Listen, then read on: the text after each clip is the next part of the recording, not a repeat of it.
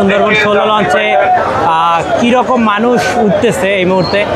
দর্শক, এবারে কিন্তু যাত্রা আরম্ভ করে দিল এম খান 7।